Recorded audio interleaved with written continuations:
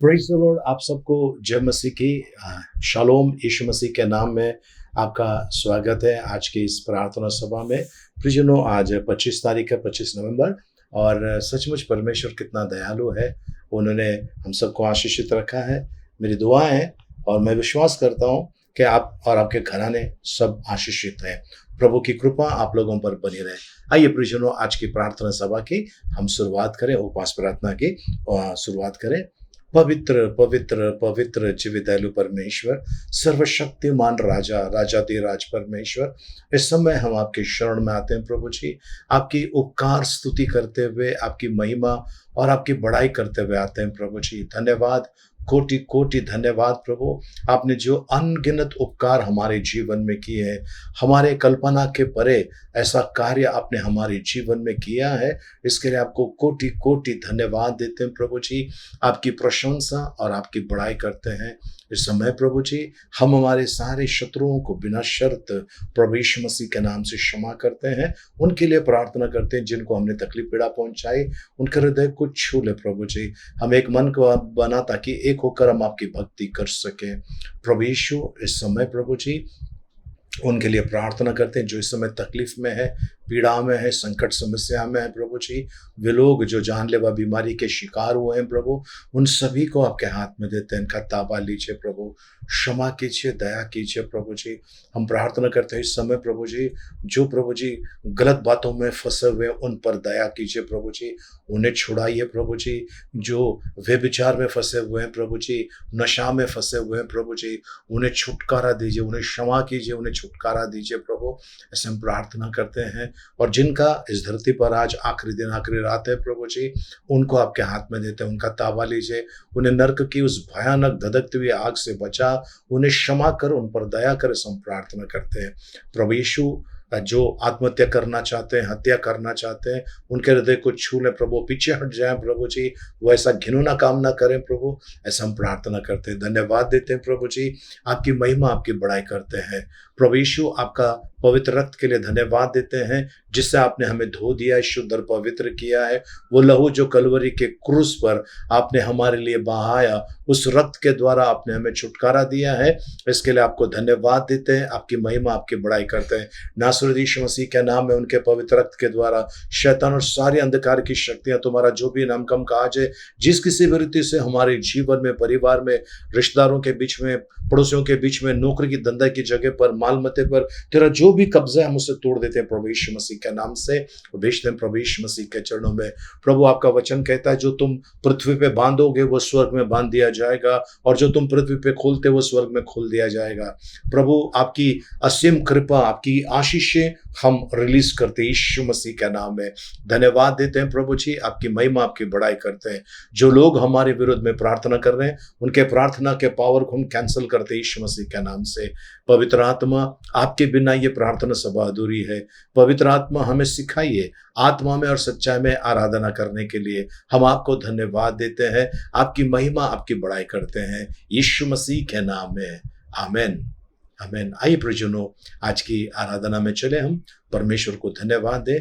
आप जो घुटने के बल आना चाहते हैं, घुटने के बल आ सकते हैं। जो खड़े रहना चाहते हैं, आप खड़े रह सकते हैं।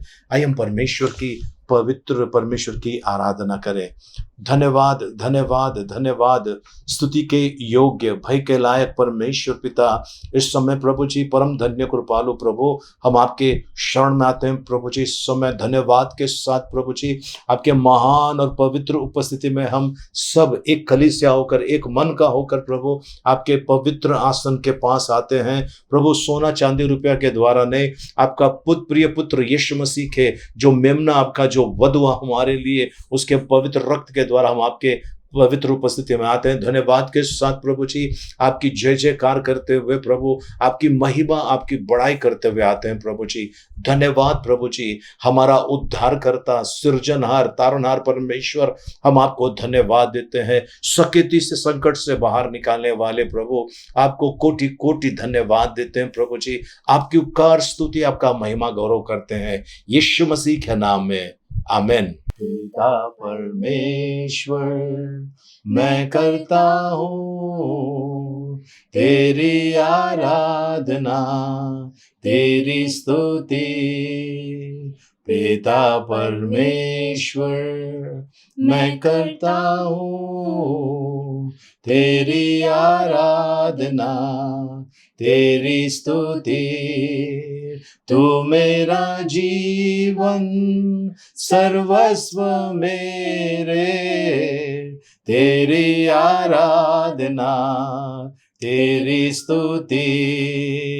तू मेरा जीवन सर्वस्व मेरे, तेरी आराधना, तेरी स्तुति। यीशु मेरे नाथ, मैं करता हूँ तेरी आराधना, तेरी स्तुति। यीशु मेरे नाथ, मैं करता हूँ तेरी आराधना, तेरी स्तुति। तू मेरा जीवन सर्वस्व मेरे, तेरी आराधना, तेरी स्तुति।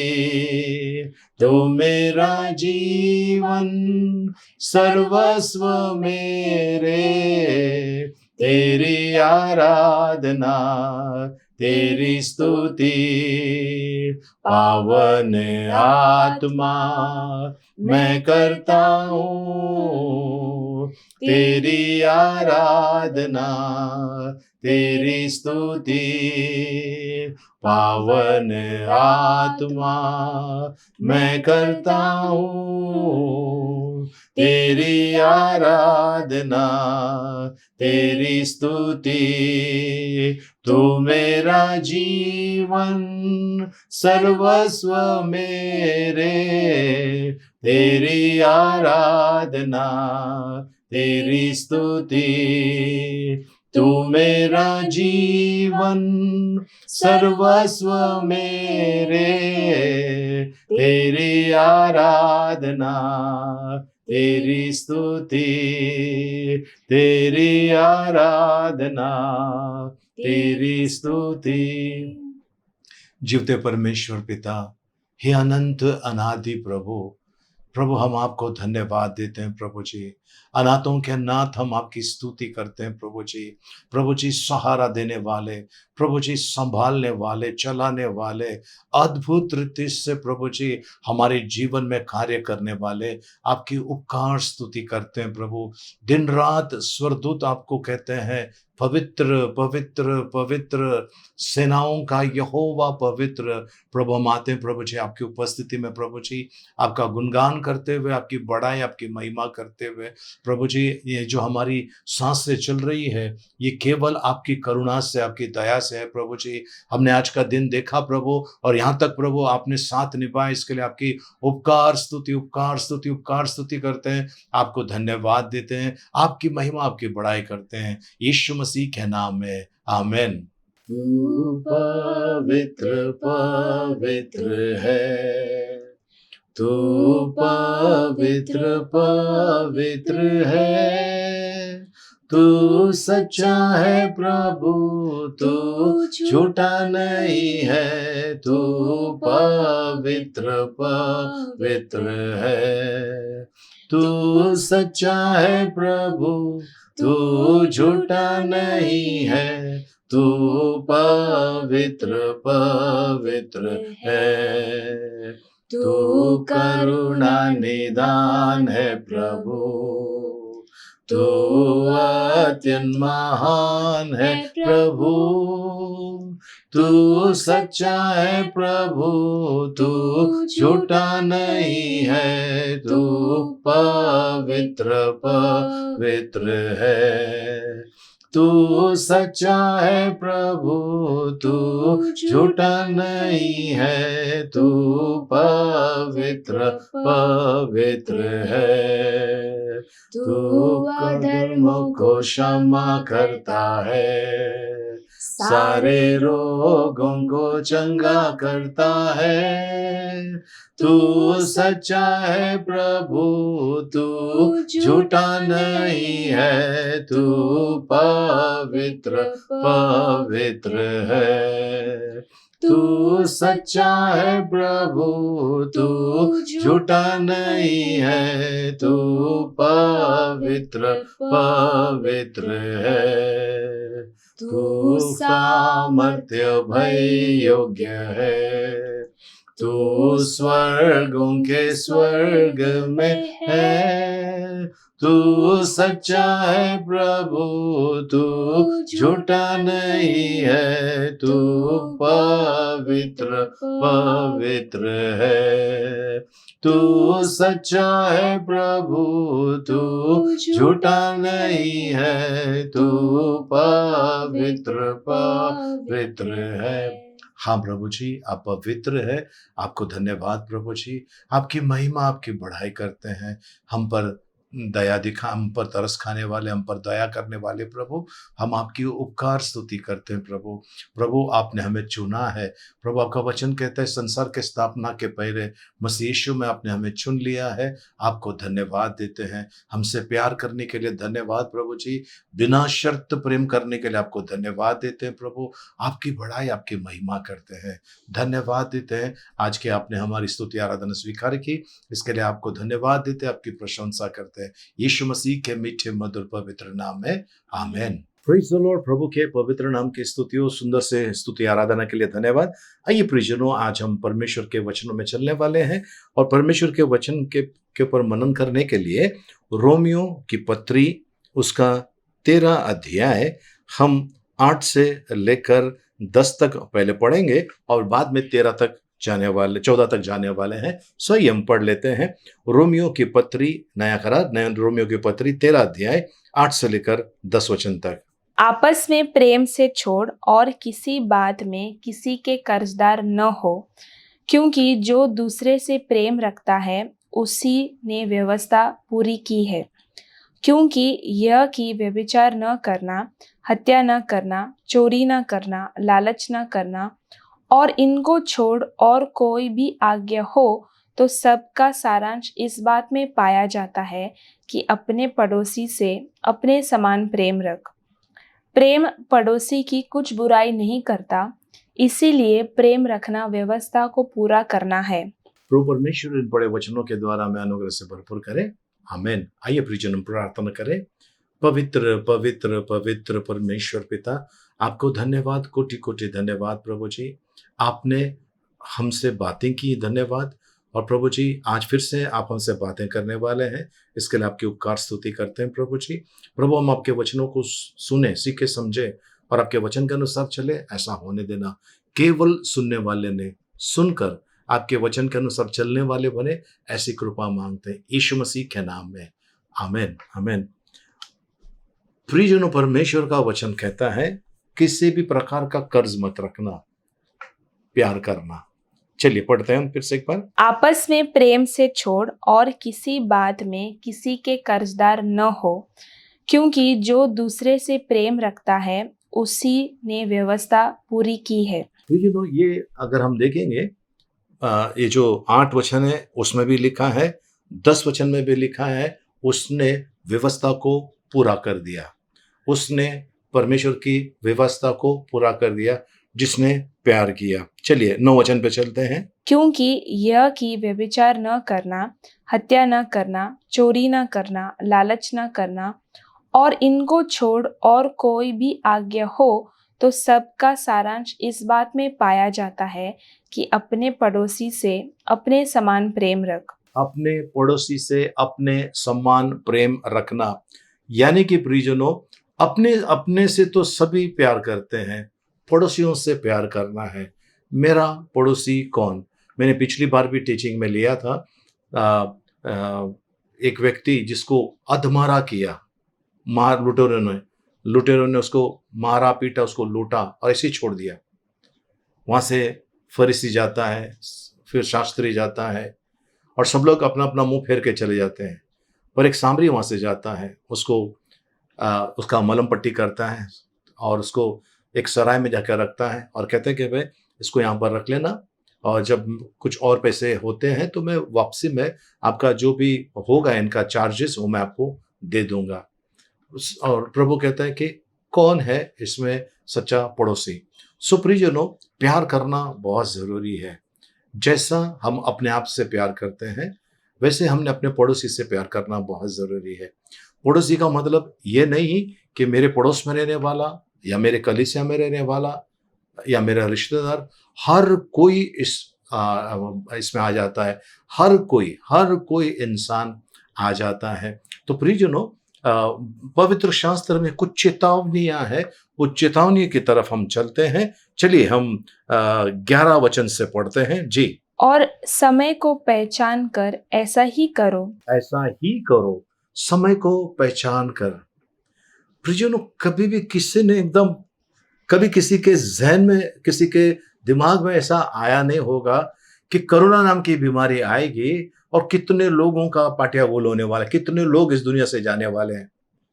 कभी किसी के दिमाग में ये, है ना, वाइल्डेस्ट ड्रीम में भी नहीं आया होगा कि लोग जाएंगे, या जो लोग गए उनको पता ही नहीं था कि मेरा अंत आ रहा है। इतना भयानक स्थिति आ गई, किसी को पता नहीं है। बस आए, उठा के हॉस्पिटल में लेकर गए, वहां 2-3 दिन के अंदर उन्होंने दम तोड़ दिया, खत्म हो गया, किस्सा खत्म हो गया, किसी ने नहीं जाना। अब इससे भी भयानक आने वाला है। कोई नहीं जानता कि कौन उसमें फंसने वाला है, कौन उसमें जाने वाला है। इसके लिए समय को पहचानो, समय को पहचानो। मैं इसको छोड़ूंगा नहीं, मैं इसको मारूंगा, मैं इसको बदनाम करूंगा, मैं इसके साथ में झगड़ा करूंगा, मैं इसको लूटूंगा, मैं ऐसा करूंगा, मैं वैसा करूंगा। रुक जाइए प्रियजनों, यात्री है हम इस धरती पर, यात्री, और इसके अलावा कुछ भी नहीं है। अगर आप नफरत करते हैं, घृणा करते हैं, रुक जाइए। जिस व्यक्ति से आप घृणा करते हैं, उस व्यक्ति को परमेश्वर अगर प्रेम करता है, तो फिर आपने और मैंने घृणा किया है, तो हमने कितना बुरा किया है। इसके बारे में हम बाद में पढ़ लेंगे। कितना बुरी बात है ये। समय को पहचानो, परमेश्वर कहता है। प्रियजनों, मुझे एक वीडियो आया मैंगलोर से। एक प्रोसेशन जा रहा था, एक धार्मिक चल रहा था। उस समय एक फादर वहां पर उसमें था, आगे जा रहा था। थोड़ी देर के बाद वो फादर वहीं पर कोलैप्स हो गए और वहीं पर वो एक्सपायर हो गए। उनको जब हॉस्पिटल में लेकर गए तो वहाँ पर डॉक्टर ने कहा कि ये मृत्यु व्यक्ति को हॉस्पिटल में लाया है, यानी ये व्यक्ति हॉस्पिटल में आने से पहले मर चुका है। प्रभु का दास, प्रभु का सेवक है वो फादर, वो एक्सपायर हो गए। उन्होंने जरा भी सोचा नहीं होगा कि आज इस विधि करते समय मेरा अंत होने वाला है। मैंगलोर की यह घटना है। आज प्रियजनों, मैं आपसे कह रहा हूं, समय को पहचानो। फिर से एक बार 11 वचन पढ़ते हैं। और समय को पहचान कर ऐसा ही करो, इसीलिए कि अब तुम्हारे लिए नींद से जाग उठने की घड़ी आ पहुंची है। क्योंकि जिस समय हमने विश्वास किया था, उस समय के विचार से अब हमारा उद्धार निकट है। हमने जो विचार किया था उससे भी निकट है, यानी प्रभु यीशु मसीह का आगमन निकट है, या आपका और मेरा इस दुनिया से जाना निकट है। प्रियजनों, कई बार ऐसा हुआ है, लोग, उनको पता नहीं है, बस अंत आ गया। कुछ लोगों को जब क्रिटिकल कंडीशन में हॉस्पिटल में एडमिट किया, वहां वे लोग पश्चाताप करना चाहते थे पर कर नहीं पाए। ना आंख खुली, ना मुंह खुला, कुछ भी नहीं। कोमा में थे या बेहोशी के हालत में थे, उनको पश्चाताप करने का मौका नहीं मिला। प्रियजनों, आज का दिन यहोवा ने बनाया है, हम उसमें आनंदित है, बहुत अच्छी बात है। पर इसमें क्या हम परमेश्वर के वचनों में चल रहे हैं? वचनों में चल रहे हैं? अगर नहीं चल रहे हैं प्रियजनों, तो ये बहुत बड़ा हमारे लिए चेतावनी है। कल आप परमेश्वर को दोष नहीं दे सकते हैं कि प्रभु आपने मुझे मौका नहीं दिया। परमेश्वर का वचन कहता है, और समय को पहचानो, समय को पहचानो। प्रियजनों, परमेश्वर का वचन कहता है कि समय को पहचानो, और जो आप सोच रहे थे कि वो दिन आने वाला है, वो उससे भी निकट आ चुका है। चलिए आगे चलते हैं। रात बहुत बीत गई है और दिन निकलने पर है, इसीलिए हम अंधकार के कामों को तज कर ज्योति के हथियार बांध ले। अंधकार के कामों को छोड़कर, त्याग कर ओके, मैं आपको एक उदाहरण देना चाहता हूं प्रियजनों। कोई एक ऐसा व्यक्ति है जो शराब पिया हुआ है और एकदम धुत हो गया है और रोड पे गिरा हुआ है रात के समय, उसको वो होश नहीं है। जब सुबह हो जाती है और वो उठ के देखता है, तो सबसे प्रथम काम वो करता है, अपने बदन के पर, अपने कपड़े पर, अपने पर जो धूल लगी है, रोड पे गिरा हुआ कुछ गंदगी लगी है, उसको वो साफ कर देता है, क्योंकि रात में वो नशे में था, उसको कुछ भी नहीं पता। पर अब सुबह हो गई है, उसको भी पता है, और उसको ये भी पता है आने जाने वाले लोग मुझे देख रहे हैं, इस मार्ग से आने जाने वाले लोगों का ध्यान मुझ पर है कि देखो एक शराबी पड़ा हुआ है। तो उसने तुरंत उठकर अपने सारे कपड़े को झाड़ना है। उसी रीति से प्रियजनों, आज अगर आप इस संसार में गर्व और घमंड के नशे में है, दौलत के नशे में है, या आप सोचते हैं कि मैं ताकतवर हूं, या आप सोचते हैं कि मेरे पास बहुत जबरदस्त दिमाग है और मैं कुछ भी कर सकता हूं, परमेश्वर का वचन कहता है समय को पहचानो, और जो अंधकार के काम तुम जो कर रहे थे उसको छोड़ दो, तज दो, छोड़ दो, क्योंकि सुबह हो चुकी है, सुबह हो चुकी है। जी, आगे चलते हैं हम।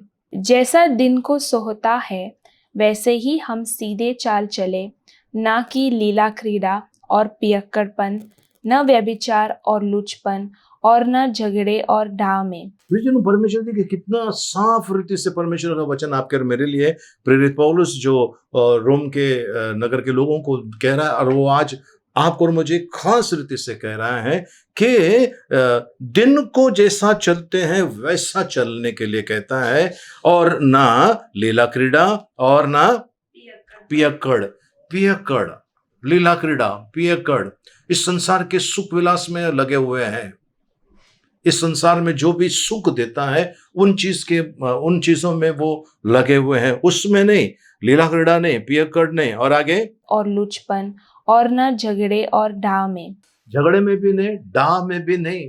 इनमें से बाहर निकलने के लिए परमेश्वर का वचन कहता है। चलिए हम आगे चलते हैं 14वें वचन में। वरन प्रभु यीशु मसीह को पहन लो और शरीर की अभिलाषाओं को पूरा करने का उपाय न करो। प्रियजनों, प्रभु का वचन यहाँ पर कहता है, हमने जो पढ़ा हुआ है उसमें सबसे पहला चीज प्रेम करने के लिए कहता है, दूसरा समय को जानने के लिए कहता है, तीसरा नींद में से उठने के लिए कहता है, चौथा कहता है कि रात बीत गई है, सुबह हो गया है और अंधकार के कामों को उतार कर फेंक दो। पांचवा चीज कहता है, जैसा दिन में पांचवा चीज कहता है कि परमेश्वर के उजाले के हथियार ओढ़ लो। छठा चीज वो कहता है, जैसा दिन में चलते हैं वैसा सही रीति से आपको और मुझे चलना है, और न लीला क्रीड़ा, ना पियक्कड़, ना लुचपन, और ना किसी भी प्रकार का व्यभिचार, और ना झगड़ा, और ना ईर्ष्या, है ना, जलन, इसमें नहीं होना है। परमेश्वर का वचन कहता है, ये चेतावनी है।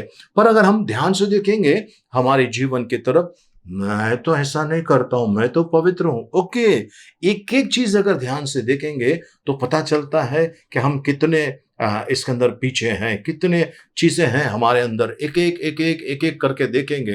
पहला कुरिन्थियों 6:9 में आप पढ़ेंगे, उसमें बहुत सारी चीजें हैं। मैं ये सब नहीं करता हूं, लेकिन ध्यान से देखेंगे हम सब कहीं ना कहीं इन चीजों के अंदर उलझे हुए हैं। और परमेश्वर का वचन कहते हैं, जाग जाओ, समय आ गया है, अंधकार के कामों को तज दो, छोड़ दो, परमेश्वर का वचन कहता है। प्रियजनों, पवित्र शास्त्र में पाप को ढकने के लिए देखिए सबसे पहला प्रभु यीशु मसीह का रक्त है, और उसके बाद अगर कोई चीज आती है, कोई अगर ऐसी चीजें हैं जो आपके और मेरे पाप को ढक सकते हैं, वो लिखा हुआ है पहला पतरस 4:18, जो हमने रोमियो 3:8 में पढ़ा, रोमियो 13:8 में पढ़ा, रोमियो के 13:10 में पढ़ा। अब वही चीज हम पढ़ने वाले हैं पहला पतरस 4:8 में। जी, और सब में श्रेष्ठ बात यह है कि एक दूसरे से अधिक प्रेम रखो, क्योंकि प्रेम अनेक पापों को ढांप देता है। प्रेम अनेक पापों को ढक देता है, अनेक पापों को। तो अगर आपने प्रेम किया है, आपने व्यवस्था को पूरा किया है, अगर आपने प्रेम किया है, आपके पाप ढक दिए जाएंगे, मतलब किसी को दिखाई नहीं देगा। परमेश्वर भी उसको देखने वाला नहीं है, क्योंकि प्रभु खुद कहता है पूरब से पश्चिम जितनी दूर है उतनी दूर मैंने तेरे गुनाह को किया है। तो जब हम प्यार करते हैं प्रियजनों, देखिए ना, पवित्र शास्त्र को अगर आप देखेंगे, जो नया नियम है उस पर लिखा हुआ रहता है प्रेम संदेश, प्रेम संदेश। प्रेम, परमेश्वर ने जगत से ऐसा प्रेम किया, पहला प्रेम परमेश्वर ने किया, और आज परमेश्वर हमको कह रहा है तुम एक दूसरे से प्रेम करो, जैसा मैंने तुमसे प्यार किया है, प्रेम किया है, वैसे तुम एक दूसरे से प्रेम करो। लेकिन हम प्रेम करते समय प्रियजनों कुछ बातों की तरफ हम ध्यान देते हैं। इसने मेरे साथ में ऐसा किया, इसके लिए मैं इससे प्यार नहीं करूंगा, मैं इसके घर पे नहीं जाऊंगा, मैं इसका घर का पानी नहीं पीऊंगा, मैं इसके साथ में कुछ खाऊंगा नहीं। आज ये चीजें हैं, इसको तजने का समय आ गया है, छोड़ने का समय है। वरना याद रखना, जिनसे आप नफरत कर रहे हैं, जिनसे आप प्यार नहीं कर रहे हैं, वो आपके आगे निकल जाएंगे और आप पीछे रह जाओगे। वो स्वर्ग में जाएंगे और आप तड़पते हुए उस नर्क के अंधकार भरे उस जलती हुई ज्वाला में आपको और मुझे फंसना पड़ेगा प्रियजनों। इसके लिए प्रेम सभी पापों को ढक देता है, सभी पापों को ढक देता है। दो दोस्त जब होते हैं, दोनों अगर गुनाह करते हैं और कोई तीसरा व्यक्ति आता है, वो एक दूसरे को संभाल के लेते हैं, एक दूसरे को वो रक्षा करते हैं, और वो सामने वाले से वो झगड़ा कर देते हैं। पर ये दो दोस्तों के अंदर अगर फूट आ जाती है, किसी कारणवश दरार आती है इनके रिश्ते में, तब ये उसके बारे में कहता है कि ये गलत इंसान है, इसने ऐसा किया, उसने वैसा किया, और वो कहता है कि इसने ऐसा किया, उसने वैसा किया। प्रभु का वचन कहता है समय को पहचानो। ये शैतान का षड्यंत्र है कि आप लोग आपस में लड़ते रहो। परमेश्वर का योजना है हम एक दूसरे से प्यार करें। समय को पहचानो, परमेश्वर का वचन कहता है प्रियजनों, समय को पहचानिए। कोई भी, किसी ने कितना भी बुरा आपके साथ में किया है, प्रभु का वचन कहता है मत्ती रचित सुसमाचार उसका 6 अध्याय उसका 15 वचन में कहता है, जैसा तुम अपने अपराधियों को क्षमा करते हो, वैसा ही मेरा स्वर्गीय पिता तुम्हारे अपराधों को क्षमा करेगा। इसका मतलब यदि मैं मेरे अपराधियों को क्षमा नहीं करूंगा तो मेरा स्वर्गीय पिता मुझे क्षमा नहीं करेगा। तो प्रियजनों, क्या आपने सभी को क्षमा किया है या किसी के बारे में कुछ है? अगर है तो आज उसको साफ करने का समय आ गया है, क्योंकि प्रभु का वचन कहता है प्रेम ढक देता है। सामने वाला व्यक्ति प्यार करता नहीं करता उसको छोड़ दीजिए, आप प्यार कीजिए। जब आप प्यार करते हैं तो आप अपने पड़ोसियों का या आपके जो भी व्यक्ति आपके आसपास में, उसका द्वेष नहीं करते हैं। क्या पता उस व्यक्ति के रूप में प्रभु आपके पास आ जाए, या कोई स्वर्गदूत परमेश्वर का उस व्यक्ति के रूप में आपके सामने आ जाए और आप उस व्यक्ति के बारे में बुरा सोचें। तो सोचिए, ये स्वर्गदूत परमेश्वर को वैसे ही बताएगा जैसा हुआ है, तब सोचिए क्या होगा आपका और मेरा, है ना। इसके लिए प्रभु का वचन कहते हैं। चलिए एक सुंदर सा वचन हम देख लेते हैं, और वो है नीति वचन उसका 11 अध्याय उसका 1। नीति वचन 11 अध्याय उसका 1 जी। छल के तराजू से यहोवा को घृणा आती है। छल के तराजू से यहोवा को घृणा आती है। ये जो लिखा हुआ है, ये जो हम लोग दुकान में जाते हैं सामान तोलते हैं, उस तोलने वाले तराजू के बारे में क्या लिखा हुआ है। और आज हम भी अपने जीवन के अंदर लोगों को तौलते हैं, लोगों को तौलते हैं, छल करते हैं। किसी को सजा देना है, किसी को सताना है, किसी को अपमानित करना है। लेकिन प्रियजनों, 1 कोरिन्थियों 13 अध्याय इसमें देखेंगे आप, 4 वचन से अगर आप पढ़ोगे, वहां पर प्रेम की परिभाषा लिखी हुई है। प्रेम ईर्ष्या नहीं रखता है, प्रेम नफरत नहीं करता है, प्रेम, है ना, प्रेम के बारे में सब कुछ वहां पर लिखा हुआ है। आप और मैं किस प्रकार का प्रेम कर रहे हैं, किस प्रकार का प्रेम कर रहे हैं प्रियजनों। परमेश्वर का वचन साफ कहता है प्रेम द्वेष नहीं करता है, प्रेम ईर्ष्या नहीं करता है। पर आपका और मेरा जो संबंध है आसपास के लोगों से, ऐसा है। फिर से हम पढ़ते हैं नीति वचन 11 का 1। छल के तराजू से यहोवा को घृणा आती है, परंतु वह पूरे बटखेरे से प्रसन्न होता है। ओके, सही नाप से यहोवा परमेश्वर प्रसन्न होता है।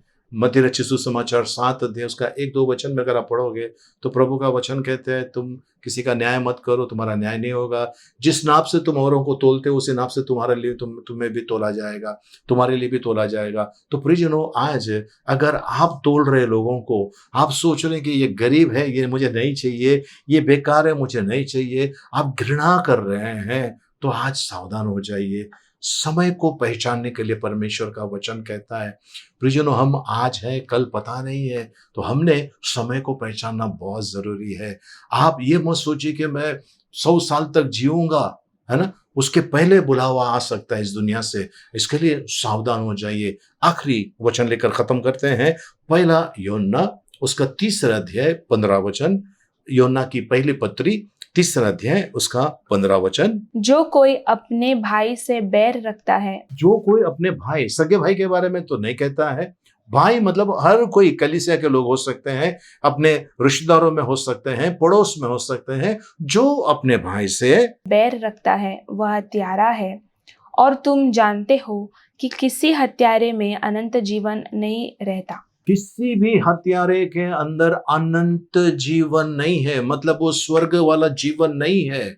वो स्वर्ग में नहीं जा पाएगा क्योंकि वो हत्यारा है, और हत्या करने वाला व्यक्ति स्वर्ग के राज्य में नहीं जा सकता है। इसके लिए प्रभु का वचन कहता है, जो अपने भाई से नफरत करता है, घृणा करता है, वो हत्यारा है। तो प्रियजनों, आज याद रखिए, ये चेतावनी मेरे लिए है, आपके लिए, हम सभी के लिए है। अगर आप किसी से घृणा रख रहे हो, छोड़ दीजिए प्रियजनों। क्या फायदा है अगर मैं मुझसे क्षमा मांगू तो क्या मैं छोटा हो जाऊंगा? बिल्कुल नहीं। मैं अगर क्षमा मांगता हूं तो मैं परमेश्वर के नजर में मैं बड़ा हो जाता हूं, है ना। अगर मैं किसी के सामने झुक भी जाऊं तो परमेश्वर मुझे ऊंचा उठाता है।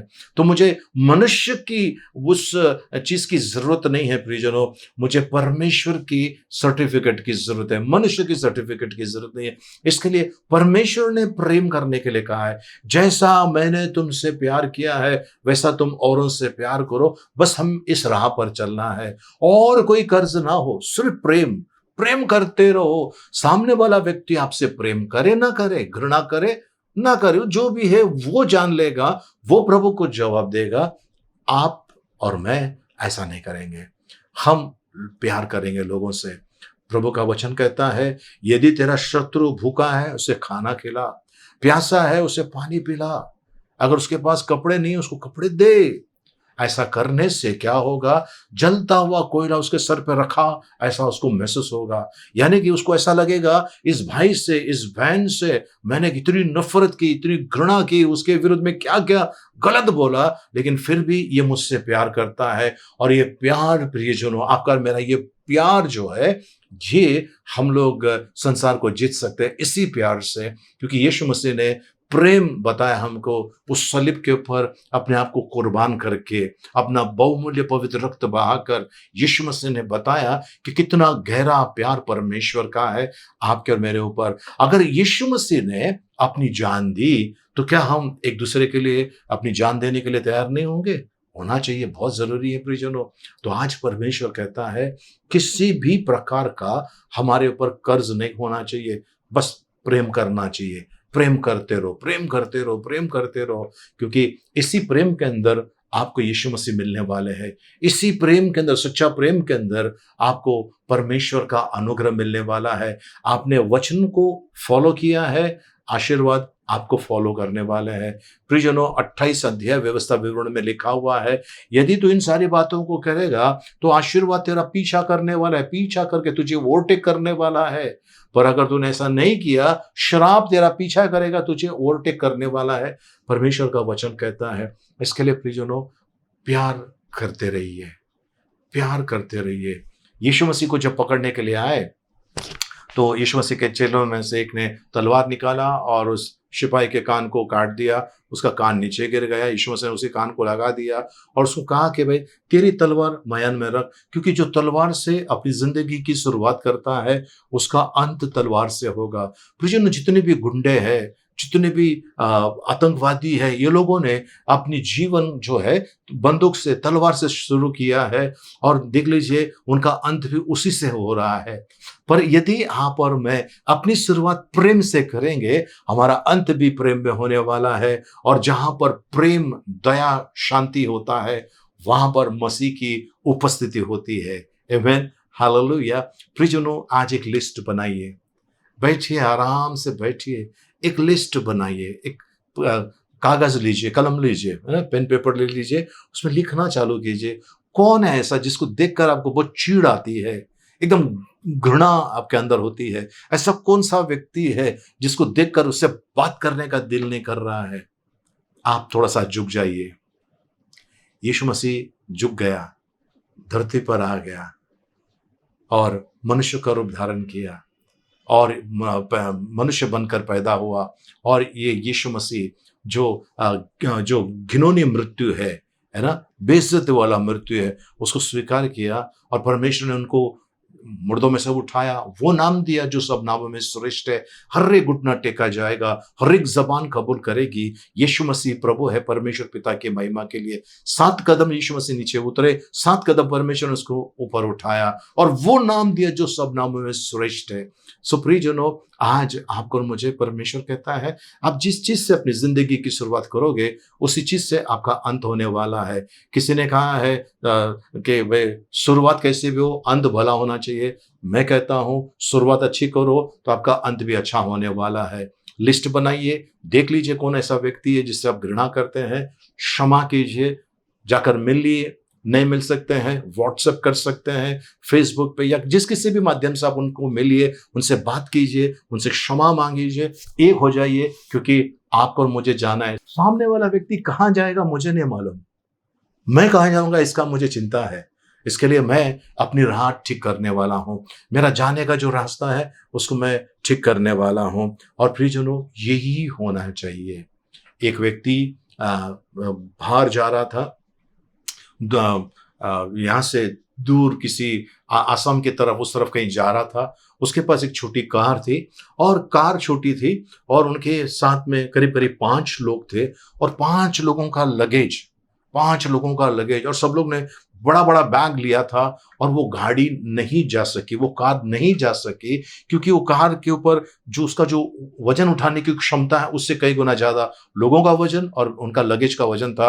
वो कार नीचे दबती रही और पत्थर को लगती रही और उनका नुकसान हो गया। वैसा ही एक व्यक्ति, उसने कार लिया, बड़ा कार लिया, लेकिन लगेज छोटा लिया और वो बहुत सहजता से, आसानी से उन लोग गए और जाकर आए। प्रियजनों, आज जो लोड है आपके और मेरे जीवन के ऊपर, ये लोड को हटा डालेंगे और हम आगे बढ़ेंगे, प्यार करते रहेंगे, क्योंकि प्रभु ने प्यार करने सिखाया है। अगर आप प्यार नहीं करते हो तो आप परमेश्वर के नहीं हो, नफरत करते हो तो आप हत्यारे हो, और हत्यारे के अंदर अनंत काल का जीवन नहीं होता है। अगर आप चाहते हैं अनंत काल के जीवन में आगे बढ़े तो आइए हम प्रार्थना करें। पवित्र पवित्र पवित्र जीविदयालु परमेश्वर पिता, प्रभु जी, ये जो आपके बच्चे हैं जो इस समय देख रहे हैं, सुन रहे हैं, प्रभु जी, इन सभी को आपके पवित्र हाथों में सौंपते हैं।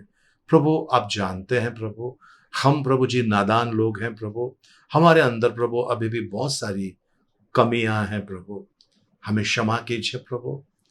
आज से हम हर एक शत्रु को जो हमारे हैं, हम उन्हें क्षमा करेंगे प्रभु, उनसे प्यार करेंगे प्रभु। अगर हमने किसी का नुकसान किया है, उसकी भरपाई करेंगे प्रभु। हमारी सहायता कीजिए प्रभु। आज रात्रि के समय प्रभु जी हमसे बातें कीजिए प्रभु, हमारे मन में डाल दीजिए प्रभु जी। ऐसे कौन लोग हैं प्रभु जी जिनको हमने क्षमा नहीं किया? ऐसे कौन है? अगर हमने ऐसा नहीं किया तो हम नरक में जाने वाले हैं। हमें बचाइए प्रभु जी। प्रभु यीशु, आपने हमारे लिए अपनी जान दी और प्रभु जी हम इस बलिदान को व्यर्थ जाने नहीं देंगे। आज सारे शत्रुओं को बिना शर्त प्रभु यीशु मसीह के नाम में क्षमा करते हैं और सबसे प्यार करते हैं। हमारी सहायता कीजिए यीशु मसीह के मीठे मधुर पवित्र नाम में, आमेन आमेन। आइए प्रियजनों, हम भजन संहिता 23 एक साथ में बोलेंगे। यहोवा मेरा चरवाहा है, मुझे कुछ घटी ना होगी। वह मुझे हरी हरी चराइयों में बैठाता है, वह मुझे सुखदायी जल के झरने के पास ले चलता है, वह मेरे जी में जी ले आता है। धर्म के मार्गों में वो अपने नाम के निमित्त मेरी अगुवाई करता है।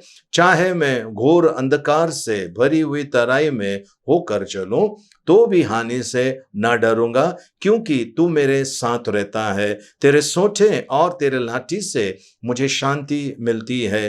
तू मेरे सताने वालों के सामने मेरे लिए मेज बिछाता है। तूने मेरे सिर पर तेल मला है, मेरा कटोरा उमड़ रहा है। निश्चय भलाई और करुणा जीवन भर मेरे साथ साथ बनी रहेगी, और मैं यहोवा के धाम में सर्वदा वास करूंगा। आमेन। आइए हम आखिरी आशीर्वाद के लिए प्रार्थना करें। अब पिता परमेश्वर का प्रेम, प्रभु यीशु मसीह का अनुग्रह और पवित्र आत्मा की सहभागिता अब से लेकर सदा तक हम सबके साथ में बनी रहे। आमेन। आमेन। Praise the Lord. प्रियजनों, 27 तारीख को यानी शनिवार के दिन विमला इब्राहिम इस बहन का जन्मदिन है। हम उनके लिए प्रार्थना करें, और साथ में विश्व भर में जिनका भी जन्मदिन है, शादी का सालगिरह है या कोई एनिवर्सरी है, हम उनके लिए प्रार्थना करेंगे। पिता परमेश्वर, आपको धन्यवाद प्रभु, आपके नाम की स्तुति महिमा प्रशंसा आपकी बड़ाई करते हैं प्रभु जी।